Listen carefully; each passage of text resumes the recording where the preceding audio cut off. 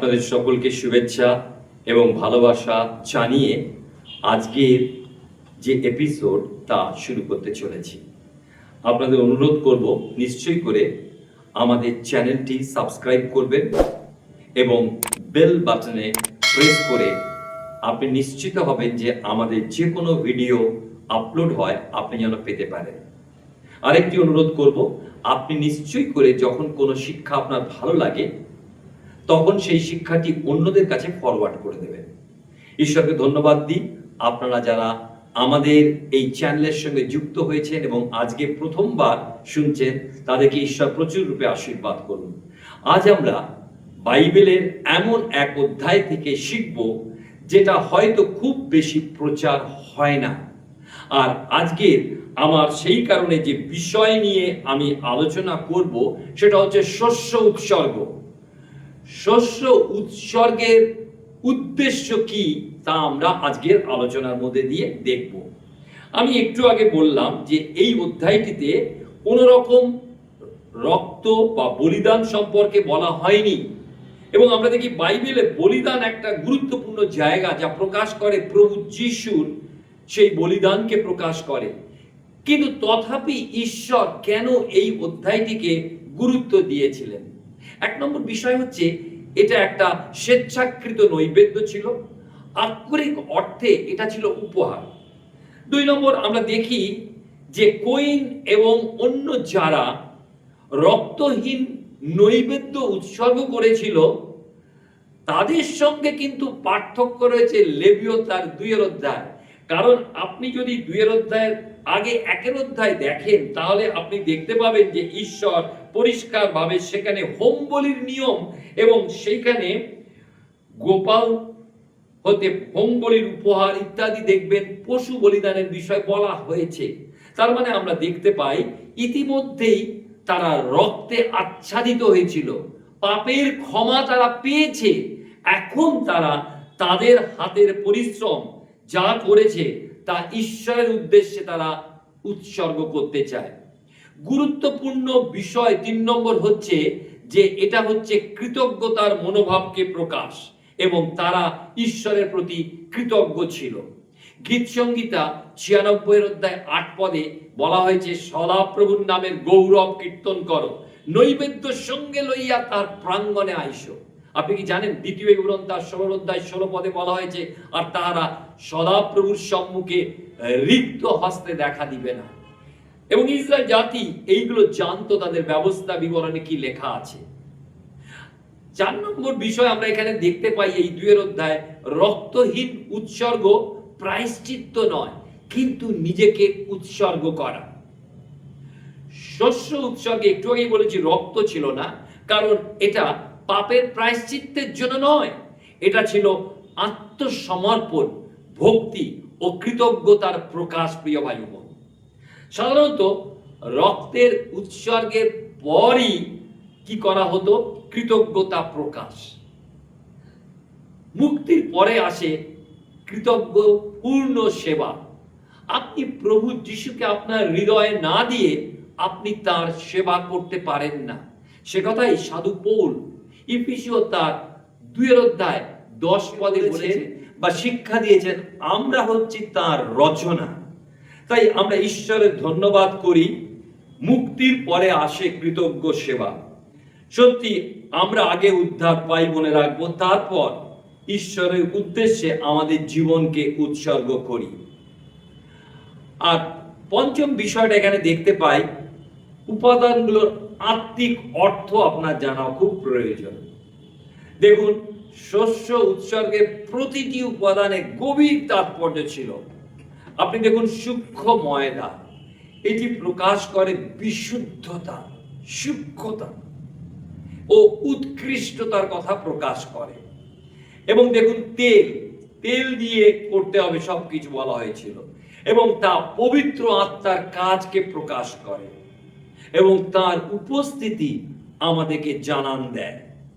কুন্দুরু, যা শুধুমাত্র যাজকরা ব্যবহার করতেন, তারা মন্দিরে ব্যবহার করতেন, ঈশ্বরের কাছে ওঠা প্রার্থনা ও আরাধনাকে প্রকাশ করে। তারই পাপ, অহংকার, ভণ্ডামি এটাকে প্রকাশ করে। এবং মধু, এই তাড়ি এবং মধু নিষিদ্ধ ছিল। তা পার্থিব আসক্তির একটা চিহ্ন, জাগতিকতার চিহ্ন হচ্ছে মধু। বাহ্যিকভাবে কোটিং, সুগার কোটিং যেটা বলি, ভেতরে তেতো কিন্তু বাইরে কি মিষ্টি ভাব। এক্স্যাক্টলি এখানে আমরা দেখি যে মধুকে সেই বিষয়ে বলা হয়েছে, তাড়িকে গোপন পাপ, ভণ্ডামিকে প্রকাশ করা হয়েছে। আর তারপরে বলা হয়েছে লবণ অপরিহার্য, ঈশ্বরের চিরস্থায়ী নিয়ম ও বিশ্বস্ততার কথা বলা হয়েছে।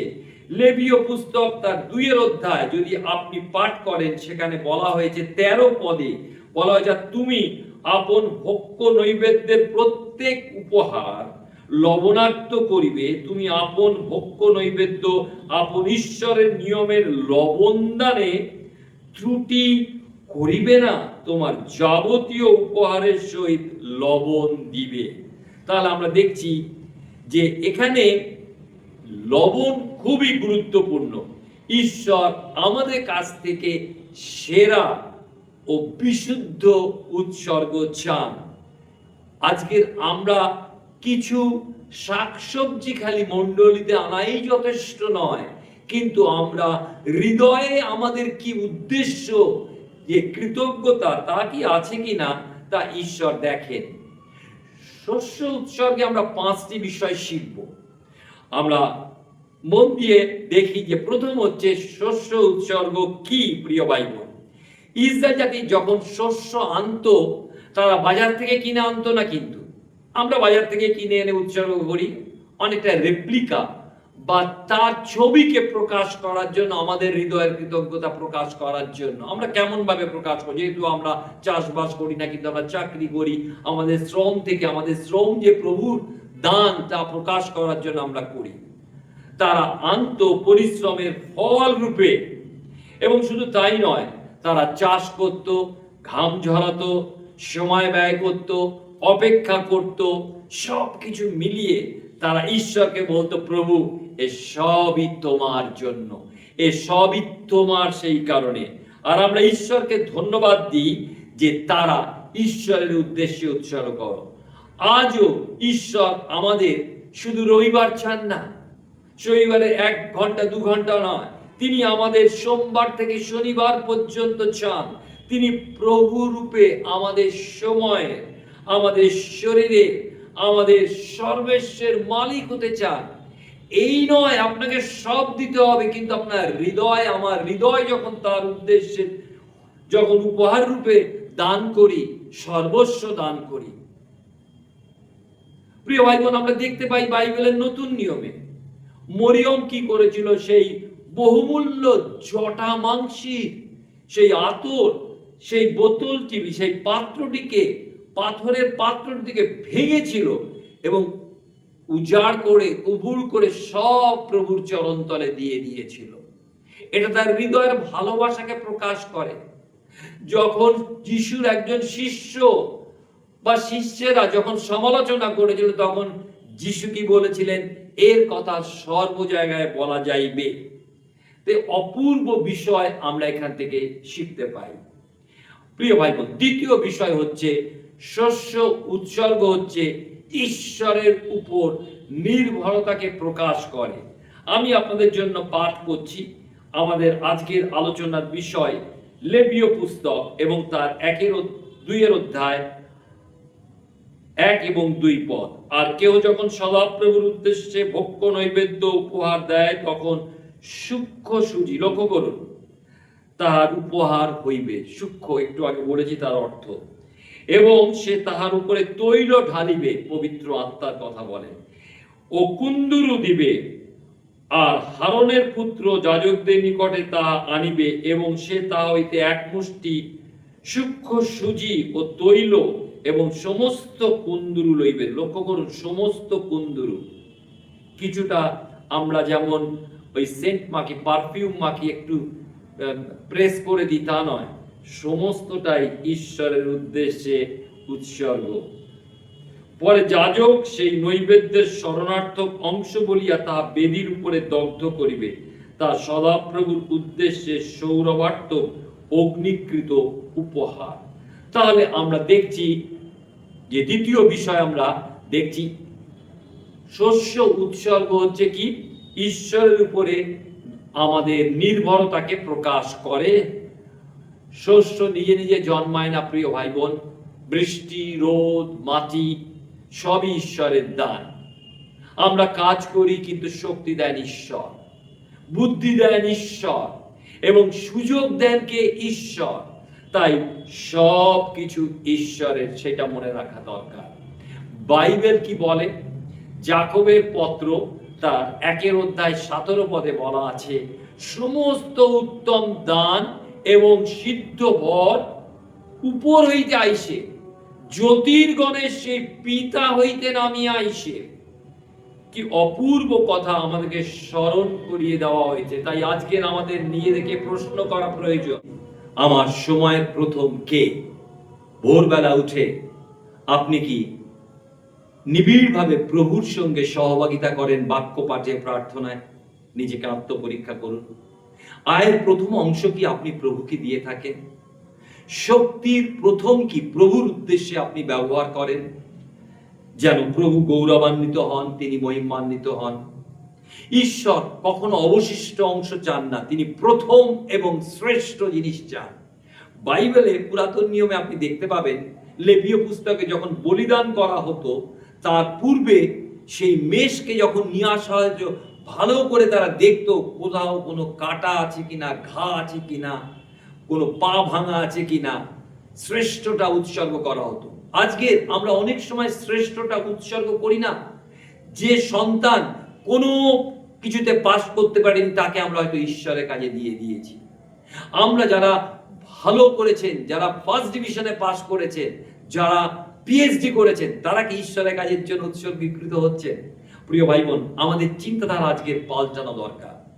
হিতোপদেশ তার 3:9 থেকে 10 পদে ঈশ্বর আমাদেরকে কি শেখাচ্ছেন দেখুন, তুমি সদাপ্রভুর সম্মান করো আপনার ধনে আর তোমার সমস্ত দ্রব্যের অগ্রিমাংশে, বলা আছে, তাহাতে তোমার গোলাঘর সকল বহু শস্যে পূর্ণ হইবে, তোমার কুণ্ড নূতন দ্রাক্ষারস উতলিয়া পড়িবে।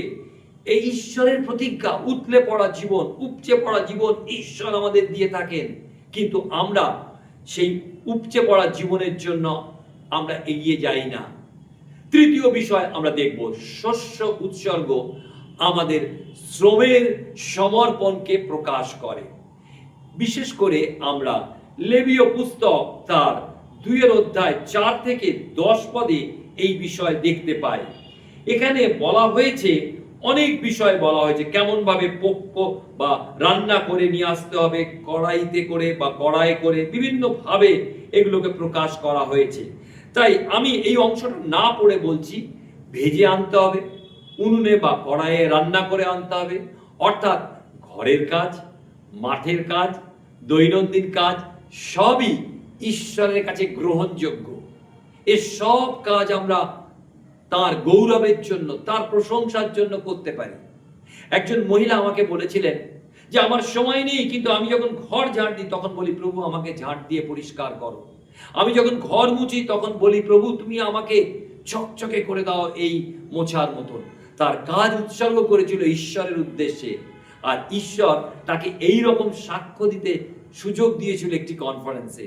প্রভুর মহানামের ধন্যবাদ করি প্রিয় ভাই বোন, যে আজকের আপনার আমার অফিসও হতে পারে উপাসনা স্থল, আমার আপনার রান্নাঘর হতে পারে উপাসনার কেন্দ্রস্থল। আপনি বলেন রান্নাঘরে উপাসনা, নিশ্চয়ই আপনি যখন কিছু করছেন রান্না, তখন বলছেন প্রভুর গৌরবের জন্য।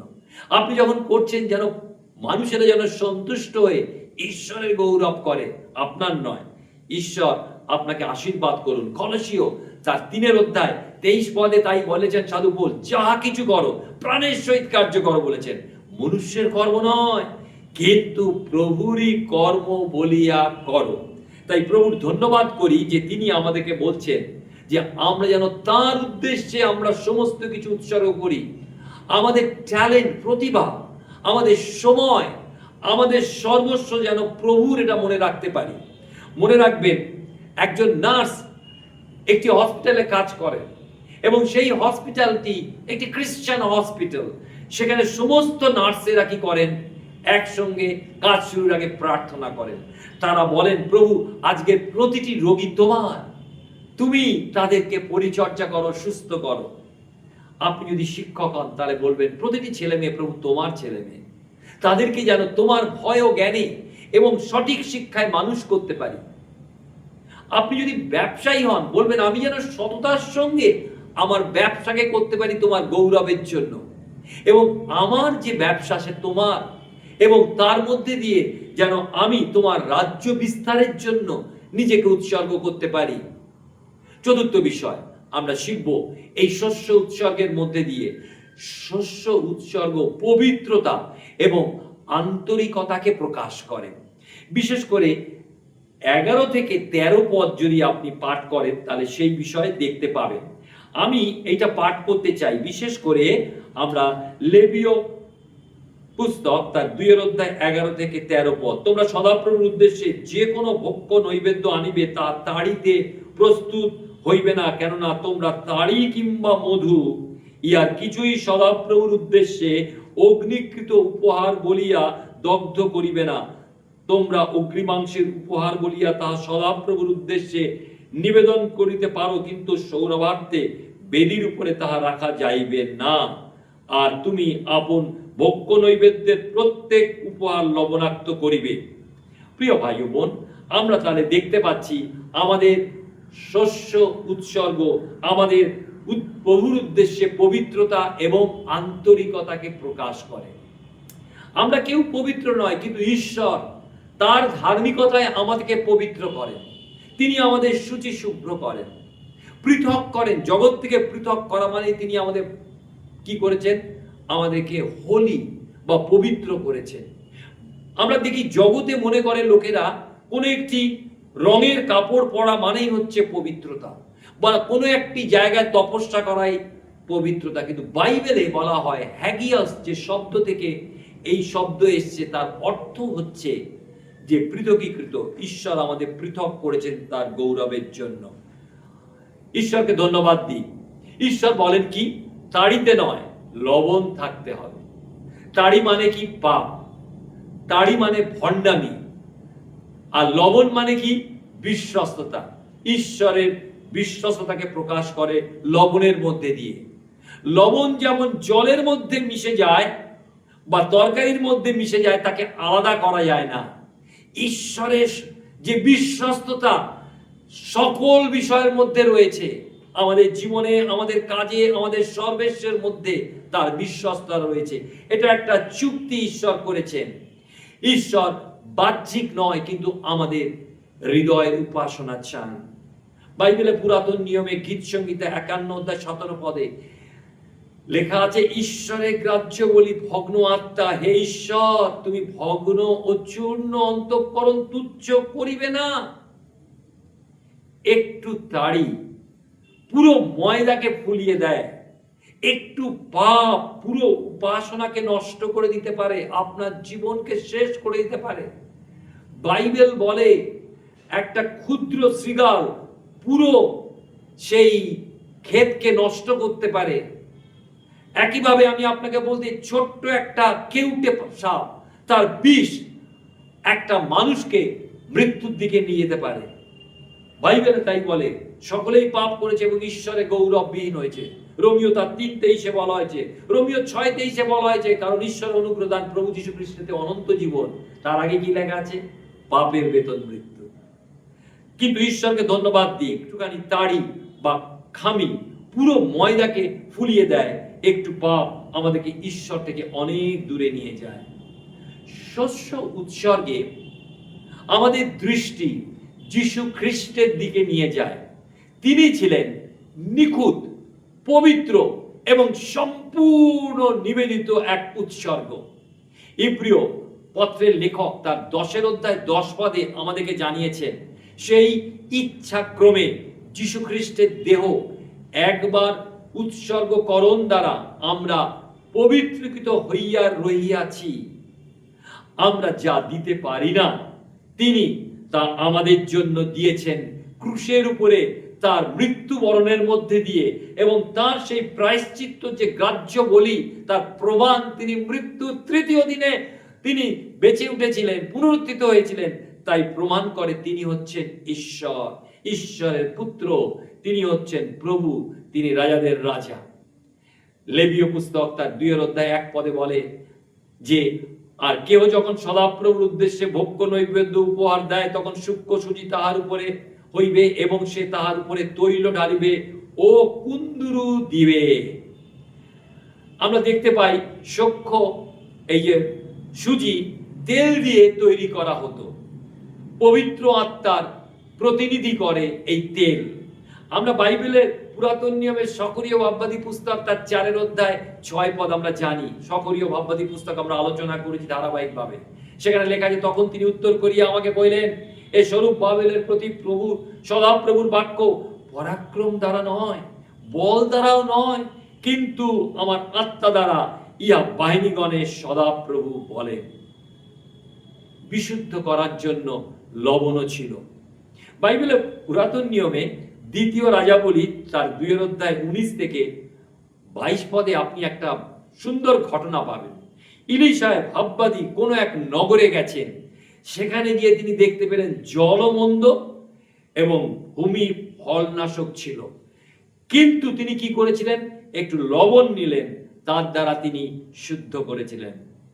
প্রিয় ভাই ও বোন, লবণ শুদ্ধ করে, পচন থেকে সুরক্ষা করে, স্বাদযুক্ত করে, লবণ শক্তিযুক্ত করে। আপনি যখন দুর্বল হয়ে যান, হসপিটালে আপনাকে লবণ জল দেয়, স্যালাইন ওয়াটার। আপনি যখন উঠতে পারেন না তখন বলে একটু লবণ এবং চিনির জল খাবেন। লবণ কত গুরুত্বপূর্ণ আমরা তা দেখতে পাচ্ছি। আর ঈশ্বর বলছেন কোনো কিছুতে লবণ বাদ দেবে না। আমরাও যেন লবণাক্ত হতে পারি মানুষের জীবনে, যেন যেখানে আশা নেই সেখানে আশার বাণী যেন প্রকাশ করতে পারি। ঈশ্বরের সাথে আমাদের চুক্তি তা লবণের সঙ্গে তুলনা করা হয়েছে। গণনা পুস্তক 18 অধ্যায় 19 দেখুন, তোমার ও তোমার বংশের পক্ষে ইয়া সদাপ্রভুর সাক্ষাতে চিরস্থায়ী লবণীয়, কি অপূর্ব জিনিস ঈশ্বর প্রকাশ করেছে। এবার আমি আপনাদেরকে বলবো কুন্দুরু, প্রভুর উদ্দেশ্যে সুগন্ধি উৎসর্গ। আমি এর আগে বলেছি যে সুগন্ধি শুধুমাত্র যাজকেরা মন্দিরে ব্যবহার করতেন, এবং আজকের আমি আপনাদেরকে স্মরণ করিয়ে দিয়েছি যে যোহন লিখিত সুসমাচারে 12 অধ্যায় সেই মরিয়ম জটামাংসির আতর যিশুর পায়ে অভিষেক করেছিলেন। লেখা আছে 3 পদে, যখন মরিয়ম অর্ধশের বহুমূল্য জটামাংসির আতর আনিয়া যিশুর চরণে মাখাইয়া দিলেন এবং আপন কেশ দ্বারা তাঁর চরণ মুছাইয়া দিলেন, তাহাতে আতরের সুগন্ধে গৃহ পরিপূর্ণ হইল। উল্টো দিকে আপনি দেখুন, অননীয় এবং সাফিরা তাদের সেই জমি জায়গা বিক্রি করে তারা প্রেরিতদের কাছে এসে মিথ্যা বলেছিল, যা আমরা প্রেরিতদের কার্যকরণী তার 5 অধ্যায় 1 থেকে 4 পাই। তার ফলে পবিত্র আত্মার কাছে মিথ্যা বলার জন্য তাদের দুজনেরই মৃত্যু ঘটেছিল। গীত সংহিতা তার 96 অধ্যায় 8 বলা হয়েছে, সদাপ্রভুর নামের গৌরব কীর্তন করো, নৈবেদ্য সঙ্গে লইয়া তাহার প্রাঙ্গণে আইস। 2 বিবরণ তার 16 অধ্যায় 16 বলা হয়েছে, আর তারা সদাপ্রভুর সম্মুখে রিক্ত হস্তে দেখা দিবে না, প্রত্যেকজন তোমার ঈশ্বর সদাপ্রভুর দত্ত আশীর্বাদ অনুসারে আপন আপন সঙ্গতি অনুযায়ী উপহার দিবে। কারণ এটা হৃদয়ের নিবেদন, এটা কৃতজ্ঞতার নিবেদন, এটা দৈনন্দিন জীবনের নিবেদন। এই কারণে প্রিয় ভাই বোন, আজকের প্রশ্ন হলো, আমরা কি ঈশ্বরকে আমাদের শ্রেষ্ঠটা দিয়ে থাকি? পবিত্র আত্মা আমাদেরকে সাহায্য করুন। আমরা দেখলাম শস্য নিবেদনে তেল ছিল, তেল মানে পবিত্র আত্মা। আজ আত্মাই আমাদের শক্তি দেন পবিত্র জীবন যাপনের জন্য, আমাদের কাজকে উপাসনায় রূপান্তরিত করার জন্য। তাই বাইবেলের রোমিও তার 12 অধ্যায় 1 এবং 2 পদে সাধু পৌল বলেছেন, অতএব হে ভাতৃগণ, ঈশ্বরের নানা করুণার অনুরোধে আমি তোমাদিগকে বিনতি করিতেছি, তোমরা আপন আপন দেহকে জীবিত, পবিত্র, ঈশ্বরের প্রীতিজনক বলিরূপে উৎসর্গ করো, ইহাই তোমাদের চিত্তসঙ্গত আরাধনা। আর এই যুগের অনুরূপ হইও না, কিন্তু মনের নূতনীকরণ দ্বারা স্বরূপান্তরিত হও, যেন তোমরা পরীক্ষা করিয়া জানিতে পারো ঈশ্বরের ইচ্ছা কি, যাহা উত্তম ও প্রীতিজনক ও সিদ্ধ। প্রিয় ভাই বোন, আজকের আমরা কি শ্রেষ্ঠটা ঈশ্বরের উদ্দেশ্যে দেব? শুধু কথাই নয়, কিন্তু আমাদের জীবনের মধ্যে দিয়ে। প্রভু আমাদের কাজ, সময়, ভবিষ্যৎ সবই তার হাতে আমরা দিই, তাহলে আজকের সেই দিন আমরা তা উৎসর্গ করতে পারি ঈশ্বরের গৌরবের জন্য। শেষ বিষয় হচ্ছে পঞ্চম বিষয়। আমরা দেখি শস্য উৎসর্গ ছিল সেই সময় পুরাতন নিয়মে ঈশ্বরের দাসদের জন্য যোগান, যে বিষয় আমরা দেখতে পাই লেবীয় পুস্তক তার 2 অধ্যায় 10 পদে, যা যাজকদের একটা অংশ নির্ধারিত ছিল। লেখা আছে, আর সেই ভক্ষ নৈবেদ্যের অবশিষ্ট অংশ হারনের ও তাহার পুত্রগণের হইবে, সদাপ্রভুর অগ্নিকৃত উপহার বলিয়া তাহা অতি পবিত্র। এতে বোঝা যায় যে ঈশ্বর তার লোকেদের উপাসনার মাধ্যমে কি করছে, তার দাসেদের প্রয়োজন মেটাচ্ছে। উপাসনা এবং সামাজিক দায়িত্ব একসঙ্গে যুক্ত ছিল। শস্য উৎসর্গ ইসরায়েলকে শিখিয়েছিল যে ঈশ্বরই জীবনের সকল যোগানের উৎস। সাধারণ দৈনন্দিন কাজও পবিত্র উপাসনা হতে পারে। প্রিয় ভাই বোন, কৃতজ্ঞতা ও আত্মসমর্পণ ঈশ্বরের প্রতি সঠিক প্রতিক্রিয়া। ঈশ্বর আমাদের জীবনের প্রথম এবং সর্বোত্তম অংশ দাবি করে। শস্য উৎসর্গ প্রমাণ করে যে উপাসনা শুধু বেদির বিষয় নয়, সমগ্র জীবনই ঈশ্বরের জন্য। একটি বাচ্চা মেয়ে একটা ছোট্ট বাছুর উৎসর্গ করতে এসছে কোনো একটি মণ্ডলীতে, আর বাছুরটিকে একটা নতুন দড়ি বেঁধে নিয়ে এসছে।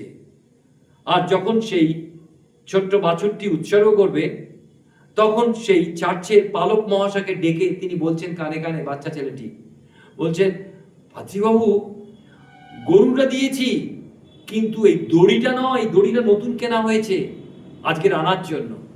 আমরা অনেক সময় ঈশ্বরকে সর্বস্ব দান করতে পারি না।